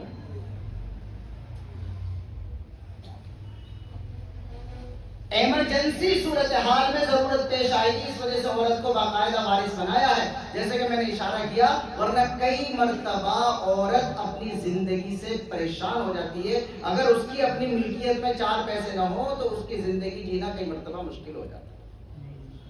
خرچہ تو لگا دیا گیا لوگوں پر، لیکن اگر نکمے نکل گئے سب، تو اس وجہ سے اس کے لیے کچھ نہ کچھ سیونگ کا انتظام اللہ کے قرآن نے اپنے قانون میں کر دیا، اس وجہ سے اس کے حصے کو گھٹا دیا گیا ہے لیکن دیا ضرور ہے۔ ٹھیک ہے جی حضور، یعنی اس سے اگر کوئی یہ سمجھتا ہے کہ گویا قانون مرد کی مرد ہونے کی حیثیت سے عزت بڑھا رہا ہے اور عورت کی عورت ہونے کی حیثیت سے عزت گھٹا رہا ہے، تو یہ دماغ کا خلل ہے جس کا علاج کسی دماغ کے اسپتال میں جا کر کرا لینا چاہیے۔ اس لیے کہ پیسے کے کم یا زیادہ ہونے کا تعلق تہجد گزار ہونے سے نہیں ہے، ذمہ داریوں سے۔ جس پر ذمہ داریاں زیادہ ہیں اس کو زیادہ پرسنٹ پیسہ ملنا چاہیے، جس پر ذمہ داریاں کم ہیں۔ اب اس میں یہ تھوڑی ہے کہ اللہ تعالیٰ یہ قانون بنا دے، بھائی اللہ تعالیٰ کو تو نمازی، پرہیزگار، روزے دار، تہجد گزار پسند ہے، تو اللہ تعالیٰ تو یہ قانون بنا دیتا ہے کہ مرنے والے کی اولاد میں جو تہجد گزار ہے اسے ڈبل ملے گا اور جو تہجد نہیں پڑھتا اسے سنگل ملے گا۔ لیکن یہ پیسے کی تقسیم کبھی بھی آپ کی تسبیح پر نہیں ہے، یہ تو آپ کی ذمہ داری پر ہے۔ یہاں نمبر 1 مثال ہوگی، ٹھیک ہے جی حضور؟ نمبر 2 بڑھیے، یہاں آپ نے ایک مثال یہ لکھی ہے کہ کسی کا انتقال ہوتا ہے، سچویشن یہ ہے کہ اس نے اپنے پیچھے اپنی 2 بیٹی چھوڑی ہیں اور ایک باپ چھوڑا، باپ۔ ایسا بھی ہو جاتا ہے کئی مرتبہ بیٹے کا انتقال پہلے ہو گئے اور باپ ابھی زندہ ہے، تو یہ تو ہم سمجھتے بھی نہیں کہ باپ بھی وارث ہوتا ہے۔ اللہ کے قرآن کے قانون میں کون وارث ہوتا ہے؟ باپ بھی وارث ہوتا ہے۔ یہاں پر بھی یہ بات سمجھ میں آتی ہے کئی مرتبہ کہ صاحب بیٹے کو وارث ہونا چاہیے نا۔ اب یہاں تو ہم نے یہ مثال بنائی ہے کہ اس کا بیٹا تو ہے ہی نہیں، بیٹیاں ہیں 2 اور ایک ہے باپ۔ مثال کے طور پر اس کی بیوی پہلے انتقال کر چکی، اس کی ماں بھی پہلے انتقال کر چکی، اب جب اس بندے کا انتقال ہو رہا ہے تو اس کے پیچھے اس کی چھوڑی ہوئی 2 بیٹیاں ہیں اور ایک اس کا اپنا باپ ہے۔ تو یہاں پر دیکھیے ہم نے بیٹیوں کے بیچ میں لکھا سلوسان، اسے کہا جاتا ہے 2/3 یعنی 2/3۔ اگر عورت یا لڑکی 2 یا 2 سے زیادہ ہو تو چھوڑے ہوئے مال میں سے ان دونوں بیٹیوں کو یا 2 سے زیادہ کو پورے مال کا 2/3 ملے گا۔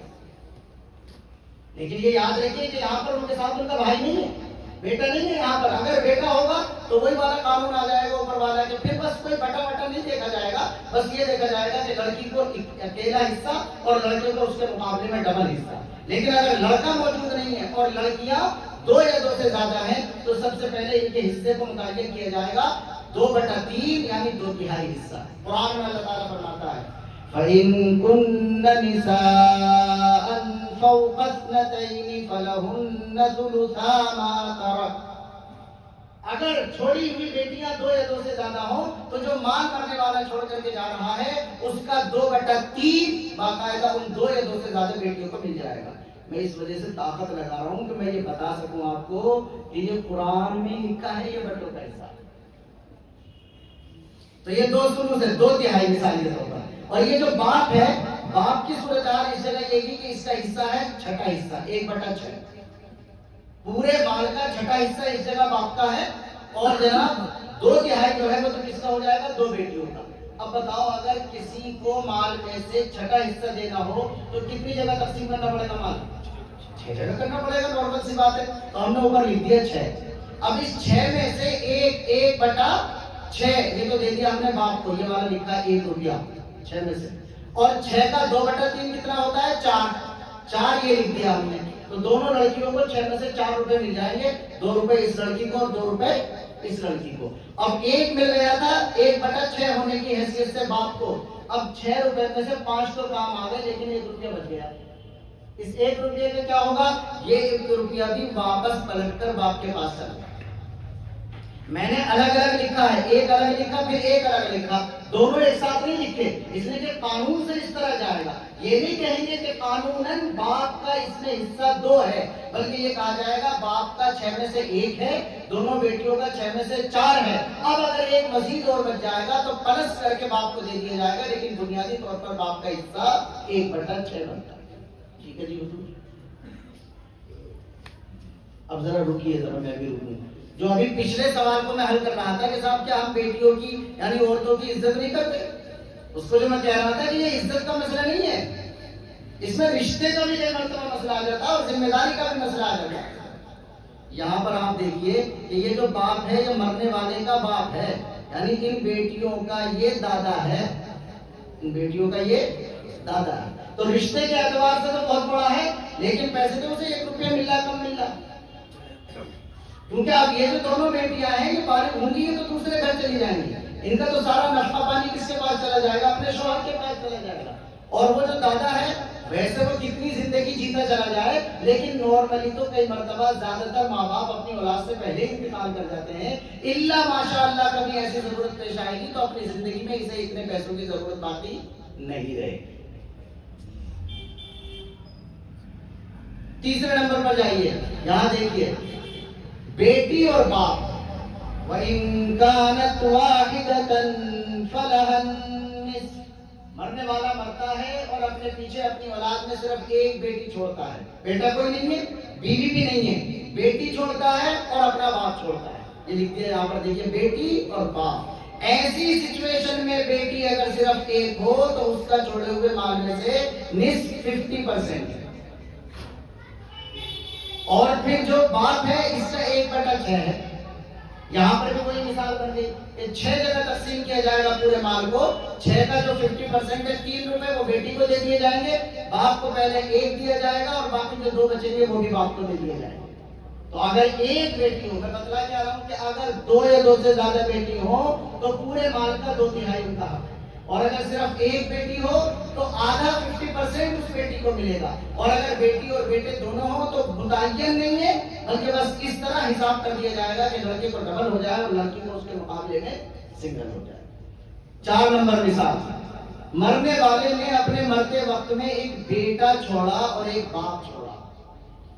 اب آ جائیے، ایک ہی بیٹا چھوڑا صرف اور ایک باپ چھوڑا۔ اب آپ یہ دیکھیے کہ باپ کے نیچے ہم نے لکھ رکھا، عربی میں لکھتے ہیں ہم کیونکہ عربی سے ہمیں پڑھایا جاتا ہے، سدس۔ سدس کا مطلب ہوتا ہے 1/6، یعنی مال کا 6واں حصہ اس ابا کو ملے گا، اور بیٹے کے نیچے ہم نے عین بنایا۔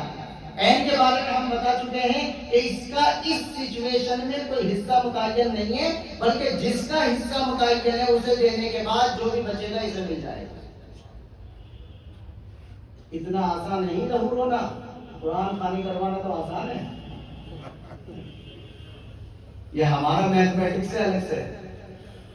تو یہ 1/6 باپ کو دے دیا جائے گا، اور باقی 6 میں سے کتنے بچے؟ 5 روپے وہ کس کو دے دیے جائیں گے؟ بیٹے کو۔ واپس ذرا چوکن نہ ہو جائیے، جو لوگ کہتے ہیں کہ اگر لڑکی کو آدھا ملا تو لڑکی کی توہین ہو رہی ہے، تو یہاں تو باپ کو بیٹے کے مقابلے میں 1 ملا اور اسے 5، یہاں تو ابا کی بہت بڑی توہین ہو گئی۔ اس کا تعلق توہین سے ہے ہی نہیں بھائی۔ مرنے والا جب مر رہا ہے تو اس کا اپنا بیٹا ہے، نارمل کیا ہوگا کہ اس بیٹے کو عمر کے اس حصے میں ذمہ داریاں زیادہ ہیں، اسے زیادہ ضرورت ہے، اور مرنے والا اب مر رہا، اس کا ابا بھی زندہ ہے، تو نارملی یہ ہے کہ یہ اپنے بستر پہ ہوں گے اور ان کی ذمہ داریاں تقریباً ختم ہونے کے درجے میں آ چکی ہوں گی۔ اس وجہ سے ان کو شریعت نے صرف 1 دلوا دیا، اور بیٹے کو کتنا دلوایا؟ 6 میں سے 5 دلوایا۔ اچھا ایک بات سنیے، کسی کے ذہن میں جیسے میں نے کہا تھا نا یہ بات آ سکتی ہے کہ میراث تو بس اولاد میں جاتی ہے، ابا کو کیوں دلوا رہے ہیں؟ بھائی ابا اگر زندہ ہے میرے مرتے ٹائم تو میرے مال میں سے ابا کو کیوں دلوا رہی ہے شریعت؟ تو یہ سوال پیدا ہوتا۔ نارملی آج تو زیادہ تر یہ تصور ہی نہیں ہوتا کہ ابا بھی وارث ہو سکتا، لیکن میرے اللہ کا قرآن بھی کمال ہے۔ جی مولانا جنید، یہ آیت کہاں پوری ہو رہی ہے؟ من بعد وصیۃ یوصی بہا، اودین کے بعد ہے آباؤکم وابناؤکم لا تدرون ایہم اقرب لکم نفعا۔ عجیب و غریب بات ہے، میں تو قربان ہو جاؤں۔ اللہ یہ کہہ رہا ہے کہ یہ مت سمجھ کہ تجھے زندگی میں صرف تیری اولاد ہی کام آتی ہے، کئی مرتبہ بیمار سے بیمار باپ بھی اتنا بڑا سہارا بنتا ہے کہ نکمی اولاد اس کے مقابلے میں کچھ بھی خیال نہیں۔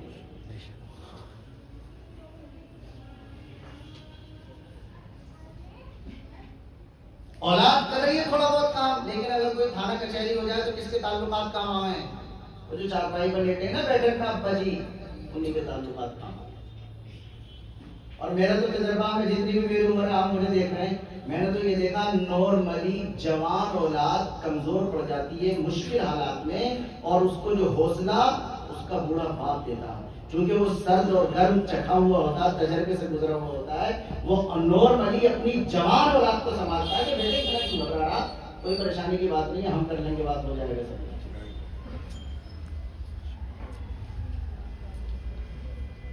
مجھے نہیں پتا کہ اور کیسے سمجھوں، لیکن میں اپنی زندگی جیتا ہوں، میں صاحب اولاد ہوں، میرے پاس اپنے بچے ماشاءاللہ۔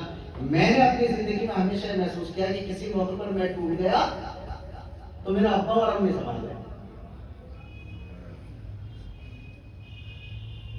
اور چیزوں میں سنبھالیں، لیکن واقعتاً میں حوصلے کی بات کر رہا ہوں، کیونکہ وہ اپنی زندگی کے جس تجربے سے گزر کے جا چکے ہوتے ہیں، ان کے لیے چیزوں کو دیکھنا، محسوس کرنا اور اپنے بچوں کو حوصلہ دینا آسان ہو جاتا ہے۔ تو قرآن کی بات بھی عجیب و غریب ہے، کیا لفظ بولا اللہ تعالیٰ نے کہ ہم نے دیکھو اس میراث کے قانون میں چاہے کم دلوایا حصہ، لیکن اگر موجود ہے تمہارے انتقال کے وقت میں تمہارے ابا، تو ان کو بھی کیا دلوایا؟ حصہ دلوایا۔ آباؤکم و ابناؤکم، ایک طرف تمہارے نیچے والے ہیں تمہارے بیٹے، ایک طرف تمہارے اوپر والے ہیں تمہارے باپ، لا تدرون ایہم اقرب لکم نفعا، تم نہیں جانتے کہ تمہارے لیے کون ان میں سے کس وقت زیادہ کارآمد۔ اور آخری مثال لیجیے، کسی کا انتقال ہوا اور بیچارے نے اپنے مرتے ٹائم گویا کنوارا ہی تھا، شادی بھی نہیں ہوئی تھی، بیوی بھی نہیں ہے، بچے بھی نہیں ہیں، کنوارے نے کمانا شروع کر دیا، اچھے پیسے کما رہا، اور بیچارے کا انتقال ہو گیا۔ اب جب انتقال ہو رہا ہے تو باپ بھی موجود ہے، ماں بھی موجود ہے، ایسا بھی ہوتا ہے۔ تو کہاں جائے گی میراث؟ ظاہر ہے کہ ماں باپ کے پاس جائے گی۔ اب دیکھیے یہاں پر ماں کے لفظ کے نیچے ہم نے لکھا سلوس، اس کا مطلب ہوتا ہے 1/3، اور باپ کے نیچے ہم نے لکھ دیا عین، یعنی یہاں پر باپ کا کچھ بھی متعین نہیں ہے، صرف ماں کا متعین کر دیا گیا 1/3، باپ کا متعین نہیں کیا گیا۔ اب 1/3 اگر دینا ہو تو کتنی جگہ تقسیم کرنا پڑے گا؟ 3 جگہ تقسیم کرنا پڑے گا، یا 3 روپے سمجھ لو، یا پورے مال کو 3 جگہ تقسیم کر لو، تو 1/3 ماں کو دے دیا جائے گا، اور جو بچے گا 2/3 وہ باپ کو دے دیا جائے گا۔ تو جو پہلی مثال میں تھا نا کہ اگر ایک رشتے کے لڑکا اور لڑکی جمع ہو تو لڑکے کو ڈبل اور لڑکی کو سنگل، ایسے یہاں بھی ایک رشتے کے یہ ماں باپ جمع ہو گئے تو دیکھیے 3 میں سے 1 روپیہ ماں کو مل گیا اور 2 روپیہ باپ کو مل گیا، للذکر مثل حظ الانثیین۔ یہاں پر بھی وہی قانون پلٹ کر آ گیا کہ لڑکی کو اکہرا ملے گا اور لڑکے کو اس کے مقابلے میں ڈبل ملے گا۔ یہ 5 مثالیں صرف میں نے یہاں پر لکھی تھی، اور میرے خیال میں نے جو بات شروع کی تھی آپ سے وہ کونے پر شروع کی تھی، اور 7 منٹ شاید بھول چوک میں بھی زیادہ لے لیے میں نے، لیکن امید ہے کہ آپ معاف رکھیں گے۔ ویسے تو 50 منٹ تک میں نے کہہ دیا تھا، میں اپنی بات دوہرا رہا ہوں۔ میں نے یہ ذکر کیا ہے بزرگوں کہ ہمارا دین جو قرآن اور اللہ کے نبی کی زندگی پر بنیاد رکھی ہوئی ہے جس قانون کی، وہ کامل اور مکمل، وہ ہماری زندگی میں جہاں جس شعبے میں جب جیسی ضرورت پیش آئے گی، ہماری انگلی پکڑ کر 100% ہماری رہنمائی کرنے کے لیے تیار ہے۔ اور یہ اس قانون کے مکمل ہونے کی بات ہے کہ اس نے جہاں زندگی کے مسائل بتائیں، وہاں مرنے کے اور مرنے کے بعد کے بھی مسائل بتائیں۔ ٹھیک ہے جی؟ ہاں، ہمارا یہ رویہ برا ہے، اگر ہم اپنے دین سے صرف نماز روزے کے مسئلے معلوم کریں اور اپنی زندگی کے دوسرے مسئلے معلوم نہ کریں تو یہ ہمارے رویے کی بات، بری ہونے کی بات ہے۔ پھر میراث کا میں نے بتلا دیا کہ مرتے ہوئے سب سے پہلے کفن دفن پر خرچہ، نمبر 2 قرض کی ادائیگی، نمبر 3 وصیت اگر کسی کو کر دی ہے تو اس کو پورا کرنا 2 شرطوں کے ساتھ۔ وصیت اس کو نہیں کر سکتے جس کا حصہ فکس ہے، اور نمبر 2 اگر دوسرے کو وصیت کریں گے تو صرف 1/3 میں کی جا سکتی ہے، 1/3 سے زیادہ نہیں کی جا سکتی۔ تو پھر تیسرے نمبر پر وصیت جاری کروا دی جائے گی، اور چوتھے نمبر پر جو مال بچے گا وہ جن کے حصے متعین ہے ان کے درمیان کیا کر دیا جائے گا؟ تقسیم کر دیا جائے گا۔ اس کا اصول ہے للذکر مثل حظ الانثیین کہ اگر ایک رشتے کے برابر برابر مرد و عورت آ جائیں گے تو مرد کو ڈبل ملے گا، عورت کو اس کے مقابلے میں سنگل ملے گا۔ اگر کوئی کہے کہ عورت کی توہین ہے تو نعوذ باللہ، جب اسلام نے عورت کو حق ملکیت دیا دنیا میں کوئی اسے حق ملکیت دینے والا نہیں تھا، کم دیا گیا صرف اس کی عزت توقیر اور سیونگ کے لیے، ورنہ جس ذمہ داری کی وجہ سے مال تقسیم کیا جاتا ہے عورت پر 99% اللہ کے قانون نے کوئی خرچے کی ذمہ داری نہیں ڈالی۔ پھر فور ایگزامپل یہ 5 مثالیں میں نے آپ کے سامنے پیش کر دی۔ اب ہمیں کرنا کیا؟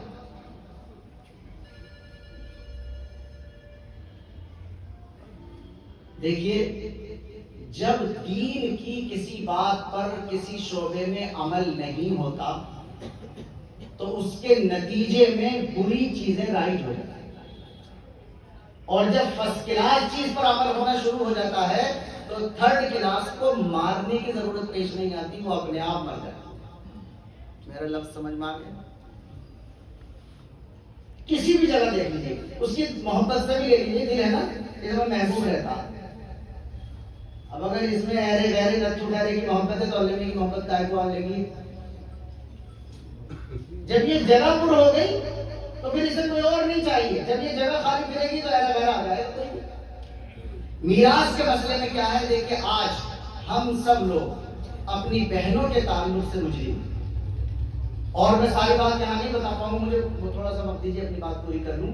کہ ایسا نہیں ہے، کئی مرتبہ ایک بھائی ساری زندگی اپنی بہن کو اتنا دے دیتا ہے جتنا اس کا اصل بھی نہیں بنتا، مگر پھر بھی شریعت کی نظر میں گنہگار ہے.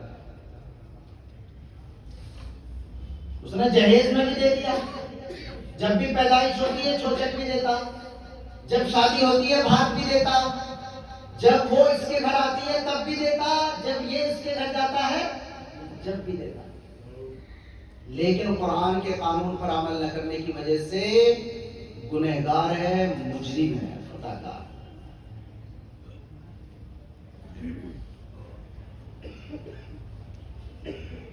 اور اس کا وہی آج کل اصلاح معاشرے میں کتنی تقریریں ہوتی ہیں، جہیز کے بارے میں تقریریں ہوتی ہیں، رسموں کے بارے میں تقریریں ہوتی ہیں. تو میں طالب علم ہمیشہ کہتا ہوں کہ کتنے کام موڑتے رہو، مروڑتے رہو، پکڑتے رہو، کچھ نہیں ہونے والا. ایک میراث جاری کر دو تو یہ بھات اور یہ چھوچک اور یہ فلاں اور یہ ٹکا یہ اپنے آپ مر جائے گا. یہ جو اتنا حق ہے کہ بہن کو جب بھی دینا، یہ ہمارا اسلامی کلچر نہیں ہے. بھائی جاتے نا ہم بہن کے گھر، اب وہ تو جاتے میں ڈرے کہ پیسے دینے پڑیں گے، اور چلے جاؤ جب دسترخوان لگے نا بسکٹ آ گئے تو ابھی بلڈ پریشر ہائی نہیں ہو رہا، بسکٹ ہی آئے. پتہ چلا لڈو، برفی، کاجو، بادام. اب تھوڑا ریلیکس ہو جاؤ، قانون میں نے سمجھا دیا. یہ اب اپنی جیب میں، اس کے دماغ میں جیب چلنے لگے، اس والی میں کتنے، اس والی میں کتنے رکھے. اور کوئی دوست اگر ساتھ بیٹھا ہو کچھ پیسے، ایسا نہیں ہوتا کہ یار اس نے تو زیادہ کر دیا کچھ گڑبڑ. اب دماغ میں تو یہ ہے کہ اسے تو زیادہ دے کے جانا، اسے بھی کوئی ٹینشن نہیں ہے، اسے بھی پتا 2000 روپئے خرچ کر دوں گی تو 3000 ملے گی. یہاں تو خواتین نہیں سن رہی نا اس موضوع پر. جب میں بات کرتا ہوں اور خواتین موجود ہوں تو ان سے میں سخت جملے کہتا ہوں. آپ کو تو میں یہ کہہ رہا ہوں کہ ہم مردوں کو سوچنے کی ضرورت ہے، ہم اتنا خرچ کر کے بھی اللہ کی نظر میں مجرم رہیں تو یہ کوئی اچھی چیز نہیں. اور عورتوں سے میں یہ کہتا ہوں، عادت ہاتھ پھیلانے کی زندگی پر پڑ گئی کہ بہنوں کو انہیں چاہیے کہ اپنا حق مانگے، چاہے لڑ کر لینا پڑے، لیکن حق سے زیادہ اپنا ہاتھ پھیلانے کی. اچھا لڑنے کی بات بری لگ رہی ہے بھیا، بھیا نا لڑتے ہیں آپس میں، ایک گلاس میں بھی موقع بجے، ایک گلاس میں. آپ اسی ماں باپ کے ہیں تو لڑ رہے ہیں، وہ کیوں نہیں لڑ رہی؟ اس کا بھی تو حق ہے. تو اس میں دو چیزیں ہیں، ایک تو کلچر سے مجبور ہے، اس نے کیا اگر وہ مانگ لے گی تو بھیا جا کے دکھانے لگا اچھا مارکیٹ کی دکان میں سے بھی حصہ مانگ رہی ہے. مارکیٹ میں ہو یا شو روم ہو یا کھیت ہو یا جو بھی ہو، ہر چیز میں باپ نے جو کچھ چھوڑا ہے اس میں برابر کی سطح پر، برابر مقدار میں نہیں، حصہ ہونے کے اعتبار سے جیسے بیٹے کا حق ہے ویسے ہی بیٹی کا. میں دونوں چیزیں آپ کے سامنے رکھ رہا ہوں. کئی مرتبہ یہ بھی ہوتا ہے کہ بھائی نے بہت ہڑپ کر لیا اور دے دیا، بہت بڑا بنتا ہے، میں نے اپنی بہن کو یہ دیا، میں نے اپنی بہن کو یہ دیا. ہم جب مانیں گے صحیح بھیا پہلے اپنا اصل حق دے اس کا، پھر پتہ چلے گا کتنا بڑا تو ناشتے کرانے والا. اچھا بھائی کے یہاں بھی بیٹا پیدا ہوتا اور بہن کے یہاں بھی، ہم بہن والے بیٹے جو بھانجا ہوتا اس پہ زیادہ کیوں خرچ کرتے ہیں؟ بھائی والے میں نہیں کرتے، جو بھتیجا ہوتا اس پہ اتنا نہیں کرتے، جو بھانجا ہوتا اس پہ، چونکہ کہیں نہ کہیں دماغ میں یہ ہے کہ اس کا تو ہم ہی کھا رہے ہیں نا، اس بہن کا اصل حق تھا وہ ہم نے اسے تقسیم کر کے نہیں دیا، اس کا تو ہم ہی کھا رہے ہیں، لہٰذا اسی طرح اس کو دیا جاتا ہے. تو میں کئی مرتبہ خواتین سے بھی کہتا ہوں اپنا حق مانگیے. لیکن عورتوں کا مزاج بھی ایسا ہو گیا، ان کا دیکھیے جب آدمی اسی طرح زندگی جیتا نا تو جیتے جیتے جیتے اس کا مائنڈ سیٹ ایسے ہی بن جاتا ہے. کوئی ضروری نہیں کہ بھائی ہمیشہ اس پوزیشن میں رہے کہ وہ بہن کی مدد کر پائے. کئی مرتبہ بہن کو بھی اللہ تعالیٰ ایسا گھر دے سکتا ہے کہ وہ بھائی کے مقابلے میں بہت مالدار ہو. لیکن کلچر نے یہ بنا دیا اسے بھنڈی ہاتھ پھیلاتے ہوئے شرم نہیں آتی. غریب بھائی اگر رہ جائے اور اتفاق سے 4-5 بہنیں اگر اس کی ہوں تو بیچارے کے سر میں ہر وقت درد رہتا ہے کہ اب تو اس کا بچہ ہونے والا, اب تو اس کی شادی ہونے والی ہے, اب اس کو بھات آ گیا, اب اس کو اس کے چوچک آ گیا. اگر کوئی اسے محبت سمجھتا ہے تو میں اللہ کے گھر میں بیٹھ کر اور اللہ کی قسم کھا کر کہہ سکتا ہوں کہ اس کا نام شریعت کی نظر میں کوئی محبت ہے. جب اپنی بہن کے یہاں بچے پیدا ہونے کی خوشی آئے تو ایز اے ماموں کھل جانا چاہیے, منہ سکھا جا. جب بہن کے یہاں بچی یا بچے کی شادی کی بات آتی ہے خوشی ہونی چاہیے, میرے بھانجے یا بھانجی کی شادی ہے. لیکن سوچیں پچھلی بار تو اس سے لے لیے تو 50,000, کی بات کس سے لوں گا. دیکھو اگر آپ میں سے اتنے مالدار لوگ ہیں, آپ کہیں گے مولانا آپ کیسی باتیں کر رہے ہیں, ہم تو لاکھوں بہت خوش دلی سے دیتے ہیں. تو دیکھیے قانون جو آتا ہے اللہ کا وہ 1-2% پر نہیں آتا, پورے سسٹم پر آتا ہے. 1-2% کی گنتی نہیں ہوتی جب قانون آتا ہے. 2-4 ہو سکتے ہیں ایسے, اول تو 2-4 بھی ہونے بڑے مشکل ہے. اندر کھانا وہی ہے کہ یار یہ بہن ہے, اس کو تو دینا ہی پڑے گا. بات ہوگی کہ میری مکمل 15 منٹ شاید زیادہ لے رہی ہوں, لیکن یہ میراث کا موضوع تھا, اس بارے میں ہمیں غور کرنے کی ضرورت ہے, علماء کو بھی غور کرنے کی ضرورت ہے. میں اسپیشل مبارکباد دیتا ہوں کہ آپ نے اس ایسے موضوع پر بات کرنے کا نظام بنایا, اور میں یہ پیغام دوں گا سب حضرات کو کہ اپنی مسجدوں میں درس قرآن ہوتا ہے. اس مسجد میں نہیں, مسجد میں درس قرآن ابھی کریں گے انشاءاللہ. اپنے امام سے, امام نہ ہو تو کسی اور عالم سے, ان سے کہیں گے کہ ہفتے میں آپ روزانہ نہیں کر سکتے تو ہفتے میں ایک دن ہمیں دے دیجیے عشاء کی نماز کے بعد 20 منٹ 25 منٹ آدھا گھنٹہ, جس میں آپ ہمیں اللہ کی کتاب قرآن کا ترجمہ کر کے بتلایا کریں کہ اس میں ہمارا اللہ ہم سے کہتا ہے. جس طرح میں نے یہاں آپ کے سامنے یہ بلیک بورڈ سے, بلیک بھی ہوں آج کل وائٹ بورڈ ہوتے ہیں, اس سے سمجھایا گیا, ویسے باقاعدہ میں مسجد میں درس قرآن کرتا ہوں اور اسی طرح رکھتا ہوں چیزوں کو اپنے سامنے. میں امام نہیں ہوں کسی مسجد میں, لیکن میرا شوق کہہ لیجیے یا ذمہ داری کہہ لیجیے, میں باقاعدہ طور پر درس قرآن کرتا ہوں. جی جیسے کہ تقسیم ہو گئی, جی اب کوئی قرض لے کے مر جائے تو اس کی دینداری کس کو؟ قرض لے کر انتقال کر جائے تو سب سے پہلے تقسیم تو بعد میں ہوگی نا, پہلے تو قرض ہی ادا کیا جائے. یہ تو ہم نے ذکر کیا.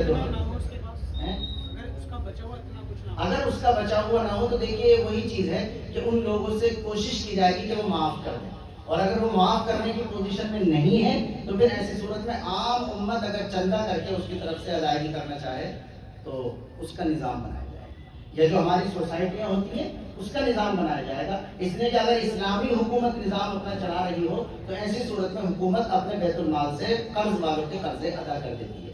لیکن یہاں اگر ایسی پوزیشن نہیں ہے تو ہم جیسے زندہ کسی غریب کے لیے اپنے پیسے سے تعاون کرتے ہیں, ویسے اس کے قرض کی ادائیگی قرض خواہوں کی سہولت کی جا سکتی ہے. ٹھیک ہے حضور؟ جی وارثوں کو نہیں ڈالا جائے گا, وارثوں کو بھی ڈالا جائے گا. یعنی اگر وارث اس پوزیشن میں تو یہ سمجھ رہا ہوں کہ جیسے اس کے وارث اس پوزیشن میں ہی نہیں, وارث اگر اس پوزیشن میں ہے تو وارثوں کی سب سے پہلے ذمہ داری. اس لیے کہ جو بھی اصول ہوتا ہے نا اسے کہتے ہیں بالغرم, رسک جس پر آتا ہے پروفٹ اس کا ہوتا ہے, پروفٹ کا جو مستحق ہوتا ہے رسک بھی اس پر آتا ہے, دونوں چیزیں ساتھ ساتھ چلا رہی ہیں.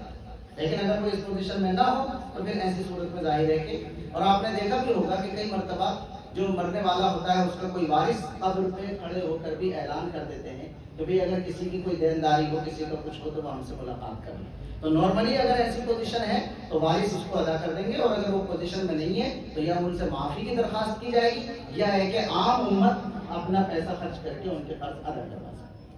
اور کچھ تو نہیں. اللہ تبارک و تعالیٰ آپ کے اس پروگرام کو قبول فرمائے اور ہم سب کو اپنا دین باریکی سے سمجھنے کی اور عمل کی توفیق دے. وآخر دعوانا الحمدللہ.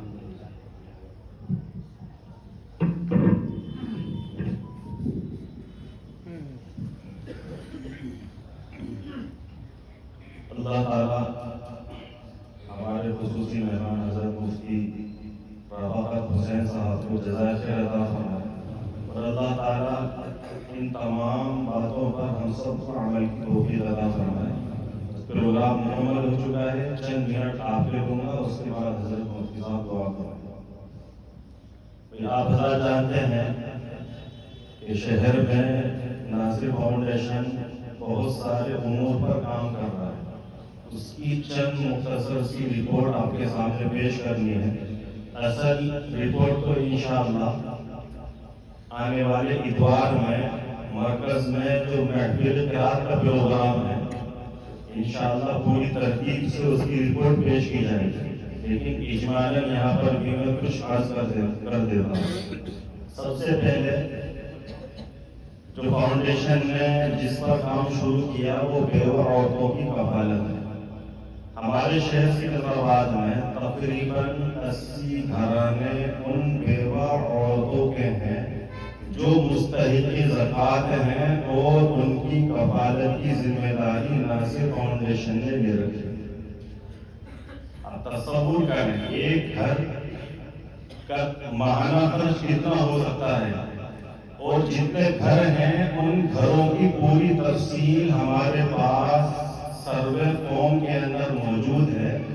کوئی بھی حضرات ہمارے پاس آنا چاہے اور گھروں کے حالات سے واقف ہونا چاہے بغیر ان کے ایڈریس کو شیئر کیے بغیر آئیں گے، دیکھیے آپ کو احساس ہوگا کیسے کیسے گھرانے ہیں جن کے پاس روزمرہ کی ضروریات کے لیے بھی کچھ مال موجود نہیں۔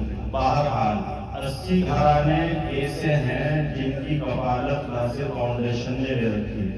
اسی طرح ان کا علاج کا مسئلہ ہے، اسی طرح ان کے بچے چونکہ یتیم ہیں ان کی تعلیم کا مسئلہ ہے، تو ان کا علاج، ان کا نان نفع اور ان کے بچوں کی تعلیم و تربیت۔ اسی طرح سے رمضان سے لے کر اب تک تقریباً 12 یا 13 آپریشن ایسے فاؤنڈیشن نے کرائے ہیں جو مال نہ ہونے کی وجہ سے اپنے آپریشن نہیں کرا پا رہے تھے، اور اس میں سے ایک آپریشن تو ایسا تھا جو 10 سال سے بندہ پریشان تھا، اور 10 سال سے آپریشن نہ کرانے کی وجہ سے تکلیف کو برداشت کر رہا تھا۔ اللہ نے فاؤنڈیشن کی کوشش سے ان کو آپریشن کرا دیا، اور جن کا پرائیویٹ آپریشن میں جو خرچ تھا تقریباً 10 لاکھ روپے تھا۔ بہرحال اس کے علاوہ فاؤنڈیشن سے تقریباً اس وقت 16 مکاتب چل رہے ہیں پورے شہر کی الگ الگ مسجدوں میں۔ اس کی ترکیب فیس کی ہے، بچوں سے فیس وصول ہوتی ہے، 100% بچے فیس نہیں دیتے ہیں، لیکن فیس باہر رکھی گئی ہے، اور جتنی فیس سے وصول ہوتا ہے اس کے علاوہ اساتذہ کی جو تنخواہیں ہیں اس کے لیے الگ فنڈ ہے، اور اس فنڈ سے اساتذہ کی تنخواہیں ادا کی جاتی ہیں۔ تقریباً 16 مکتب چل رہے ہیں اللہ کے فضل سے اور افراد کے تعاون سے۔ یہ بتانا اس لیے ضرورت محسوس ہو رہی ہے کہ آپ حضرات کو بھی یہ علم ہو جائے کہ ہمارا مال کہاں کہاں اور کن مصرف میں خرچ ہو رہا ہے۔ اسی طرح سے ابھی جلدی میں ناصر فاؤنڈیشن کیئر کلینک کی اوپننگ ہوئی۔ اس کی ضرورت کیوں محسوس ہوئی؟ دیکھو، جو فیلڈ کے اندر ہوتا ہے اور جو گھر کے اندر داخل ہو کر ان کے حالات کو اپنی آنکھوں سے دیکھتا ہے تو اس کو احساس ہوتا ہے کہ معاشرے میں کس چیز پر کام کرنے کی ضرورت ہے۔ ہم اتنے مشغول ہیں، ہمیں فرصت ہی نہیں ہے۔ ایسے گھرانے موجود ہیں جن کے پاس دوائی کے لیے پیسے موجود نہیں ہوتے۔ ایسے گھرانے ہم نے اور ہمارے ساتھیوں نے اپنی آنکھوں سے دیکھے ہیں کہ جو مکان کا کرایہ نہ ہونے کی وجہ سے چھوڑ کر اپنی بہن کے گھر پر زندگی گزارتی ہے بیوہ خاتون، اور ایک دن کی دوائی لے کر 3 دن یا 2 دن اس دوائی کو چلاتی ہے۔ اس کے پاس 50 روپے محلہ کلینک سے دوائی لینے کے لیے نہیں۔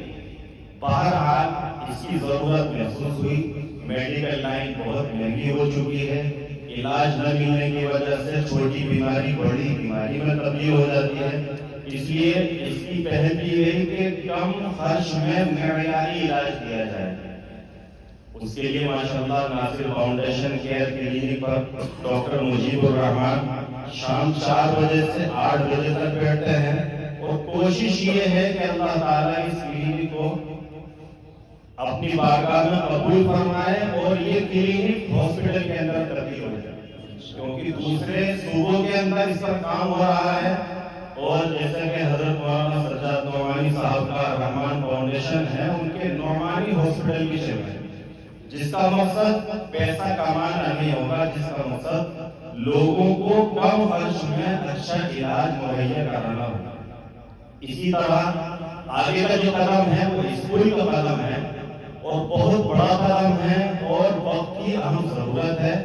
انشاءاللہ بہت جلد اس پر کام شروع کیا جائے گا. اس لیے آپ حضرات سے درخواست ہے کہ ہر طرح سے فاؤنڈیشن کو مضبوط کرنے کے لیے آگے بڑھیں. مال نہیں ہے تو وقت سے اپنی جان مال جو بھی اللہ نے صلاحیت دی ہے وہ ناصر فاؤنڈیشن کے کارکنان کے ساتھ لگیں، مشورے کے اندر بیٹھیں، کام کو سمجھیں اور اس کو آگے بڑھانے کی کوشش کریں. اللہ تعالی ہم سب کو عمل کی توفیق عطا فرمائے.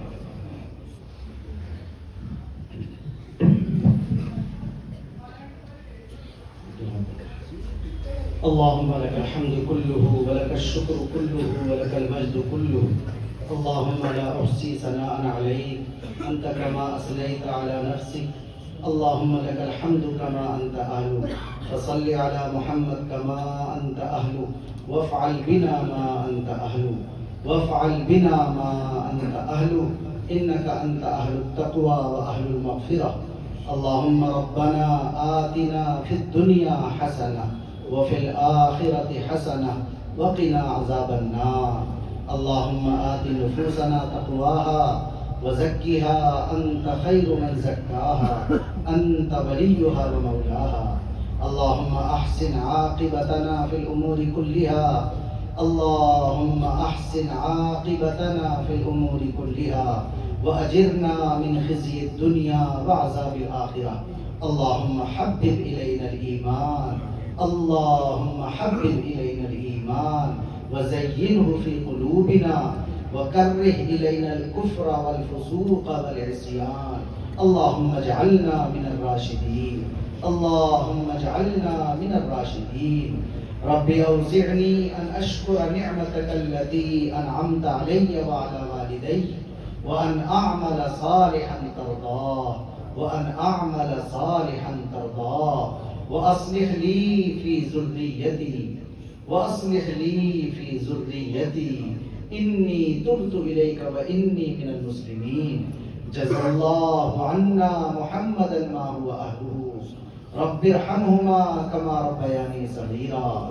ربنا هب لنا من أزواجنا وذرياتنا قرة أعين واجعلنا للمتقين إماما، واجعلنا للمتقين إماما. اے اللہ اپنے فضل سے ہمارے گناہوں کو معاف فرما، لغزشوں سے درگزر فرما، اپنی مرضی پر چلنے کی توفیق عطا فرما، اپنی ناراضی سے ہم سب کی حفاظت فرما. اے اللہ ہمیں اپنے نیک اور مقرب بندوں میں شامل فرما. اے اللہ ہر مسلمان کے ایمان اعمال کی حفاظت فرما، جان مال کی عزت و آبرو کی حفاظت فرما، روزگار اور کاروبار کی حفاظت فرما. اے اللہ اس پروگرام کو اپنی بارگاہ میں قبول فرما، اس میں کہی گئی باتوں کو قبول فرما. اے اللہ خیر کی باتوں کو یاد رکھنے کی اور عمل کی توفیق عطا فرما. کوئی کمزور بات میری زبان سے نکلی ہو تو اے اللہ اس کے شر سے ہماری حفاظت فرما. اے اللہ اس فاؤنڈیشن کو قبول فرما، اس کے سب کارکردازان کو قبول فرما، سب معاونین کو قبول فرما. اے اللہ ہم سب کو اپنا اور اپنی پوری آبادی کا خیر خواہ بننے کی توفیق نصیب فرما. اے اللہ یہ جو مجمع یہاں پر موجود ہے سب کو اپنی بارگاہ میں قبول فرما، سب کی دنیا اور آخرت کی تمام ضرورتوں کا تکفل فرما. اے اللہ ہمارے جوانوں کو اسلامی غیرت عطا فرما، ہماری بچیوں کو اسلامی حیا کے زیور سے آراستہ فرما. اے اللہ ہمیں اپنے قرآن سے محبت نصیب فرما، اپنے نبی سے محبت نصیب فرما، اپنی اور اپنے نبی کی اپنی کتاب کی عظمت ہمارے دلوں میں پیدا فرما. اے اللہ ہماری مسجدوں کو قرآن سے آباد فرما، ہمارے گھروں کو قرآن سے آباد فرما. اے اللہ ہمارے گھروں کو قرآن سے آباد فرما. اے اللہ ہمیں اپنا دین باریکی سے سمجھنے کی توفیق عطا فرما. اے اللہ اس پر عمل کا جذبہ ہمارے دلوں میں پیدا فرما۔ اے اللہ حرمین کی حفاظت فرما، مسجدوں کی، مدرسوں کی، خانقاہوں کی، قبرستانوں کی، شعائر کی حفاظت فرما، پوری دنیا میں امن و امان قائم فرما، ہمارے ملک میں امن و امان قائم فرما۔ اے اللہ محض اپنے فضل و کرم سے ہماری اسلامی پہچان کی حفاظت فرما، ہم سب کو اپنے پورے دین کے ساتھ زندگی گزارنے کی توفیق اور ہمت اور حوصلہ عطا فرما۔ اے اللہ محض اپنے فضل و کرم سے ہم سب کی مغفرت فرما، ہمارے بیماروں کو شفا عطا فرما، ہمارے سب مرحومین کی مغفرت فرما۔ اے اللہ ہماری طرف سے ہمارے نبی پاک علیہ السلام کو بہترین بدلہ عطا فرما، صحابہ کو، تابعین کو، والدین کو، اساتذہ کو، علماء کو، ائمہ کو، جس سے بھی ہم نے کچھ فائدہ اٹھایا ہے، جس نے بھی ہم پر احسان کیا ہے، سب کو اپنی بارگاہ میں بہترین بدلہ عطا فرما۔ اے اللہ سب کو اپنی بارگاہ میں بہترین بدلہ عطا فرما۔ اے اللہ جب تک دنیا میں ایمان پر استقامت کی زندگی عطا فرما، جب جانے کا وقت آئے تو کامل ایمان کے ساتھ شہادت کی موت عطا فرما، کامل ایمان کے ساتھ شہادت کی موت عطا فرما۔ اللہم انا نسألک من خیر ما سألک منہ نبیک صلی اللہ علیہ وسلم ونعوذ بک من شر ما استعاذک منہ نبیک صلی اللہ علیہ وسلم وصلی اللہ وسلم وبارک علیہ وعلی آلہ وصحبہ اجمعین برحمتک یا ارحم الراحمین۔